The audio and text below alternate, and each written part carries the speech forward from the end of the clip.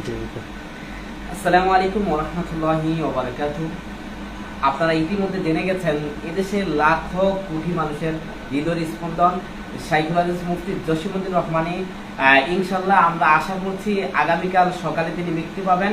তো আমরা চাচ্ছি যে এদেশের লক্ষ কোটি তাওহীদি জনতা মুফতি জসিমউদ্দিন রহমানীকে জেলগেট থেকে ইনশাআল্লাহ সংবর্ধনা দিয়ে বের করবেন, যাতে করে এদেশের খুনি পেশিবাদী স্বৈরাচারী সরকার মুফতি জসিমউদ্দিন রহমানীকে যে জঙ্গি মামলায় জঙ্গি তোকমা মিথ্যা মামলা দিয়ে তাকে জেলখানায় দীর্ঘদিন রেখেছেন, যাতে করে সামনেও কোনো মিডিয়া এই তথ্য সন্ত্রাস না করতে পারে যে তিনি জঙ্গি।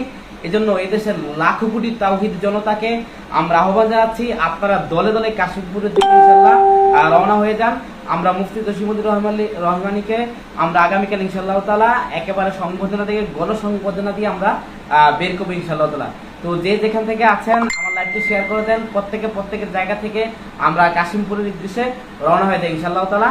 আমরা আগামীকাল আমাদের হৃদয়ের স্পন্দন এদেশের লক্ষ কোটি তাওহীদ জনতার চোখের নয়নমণি, এবং আমরা ইনশাআল্লাহ পেতে যাচ্ছি আগামীকাল।